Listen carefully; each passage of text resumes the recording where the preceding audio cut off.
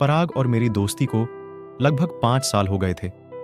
हम दोनों साथ में टेनिस खेलने जाते थे और वहीं हमारी दोस्ती हुई थी। पराग के पापा एक बिल्डर थे और वो बहुत ही अय्याश आदमी थे।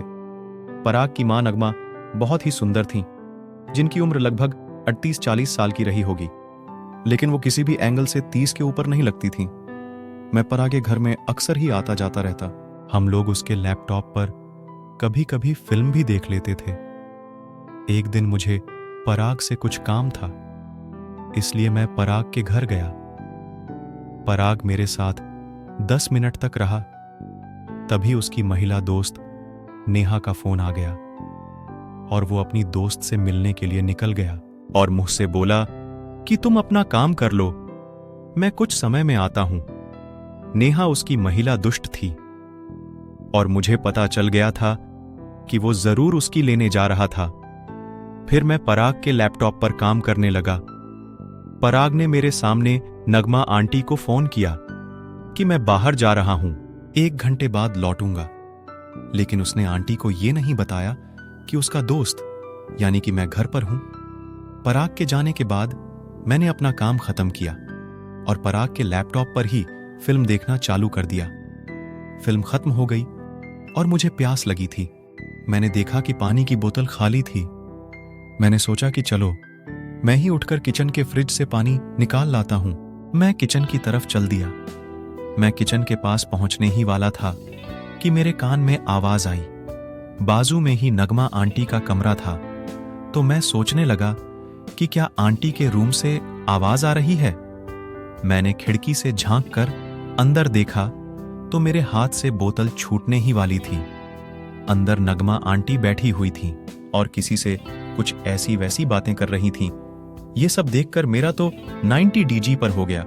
अब मेरे दिमाग में ख्याल आया कि चलो आज पता कर लिया जाए कि आंटी बात ही करती हैं या सच में इनके मन में कुछ और भी है। ये सब सोचने के बाद मेरे दिल में कुछ खुराफाती ख्याल आया और मैंने बोतल को जानबूझकर नीचे फेंक दी। बोतल की आवाज सुनने के बाद आंटी खड़ी हो गई। फिर मैंने देखा कि नगमा आंटी बाहर आ गई। पिंक रंग की साड़ी में वो बहुत ही खूबसूरत लग रही थी। उन्होंने मुझे देखा और बोली, तुम यहां? मैं आंटी की आंख से आंख मिलाते हुए और एक हल्की सी नॉटी स्माइल देते हुए कहा कि जी हां आंटी, मैं तो 10 मिनट से ही आया हूं। आंटी यह सुनकर हैरान सी हो गईं। फिर उन्होंने मुझे रूम में ले जाते हुए बनावटी अंदाज कहा, देखो पराग को कुछ मत बताना प्लीज, शायद उसे बहुत बुरा लगेगा। मैंने कहा, मैं कुछ भी नहीं बताऊंगा, लेकिन मेरा क्या फायदा होगा। नगमा आंटी मेरी बात समझ गईं। फिर बहुत ही प्यार से मेरी आंखों में देखकर कहा कि मैं तुमको 1000 रुपये दूंगी। मैंने कहा, नहीं आंटी, पैसे लेने की कोई तमन्ना नहीं है, मुझे तो वो सब चाहिए। आंटी मेरी बात से पहले तो चौंक गईं, फिर इतराते हुए बोली, किसी ने देख लिया तो। मैंने कहा, आंटी अंकल तो रात से पहले आते नहीं हैं, पराग को मैं देख लूंगा। आंटी थोड़ा सा मुस्कुराते बोली, देखो मैं वो नहीं होना चाहती, क्योंकि मैं पहले से ही तेरी अंकल की बेरुखी से हैरान हूं। मैंने कहा, आंटी घबराइए मत, आज से आपको कोई प्रॉब्लम नहीं होगी। फिर आंटी मेरी तरफ हैरान सी होकर देख रही थीं। फिर मैंने बोला कि पराग तो अपनी दोस्त के यहां गया है। तो आंटी ने हैरानी से पूछा, कौन सी दोस्त?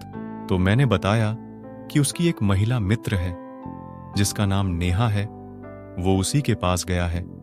मेरी बात सुनकर आंटी मुस्कुराने लगी और बोली, तो जो मेरा बेटा लेने गया है, क्या वो मुझे अभी मिल सकता है?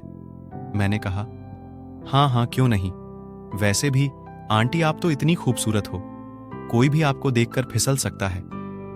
फिर उसके बाद हमारे बीच फुटबॉल मैच प्रारंभ हुआ, जिसमें मैंने कुछ ही देर में 2 गोल कर दिया। दोनों गोल एकदम सही निशान पर लगा था, जिस कारण आंटी की तो हालत खराब हो गई।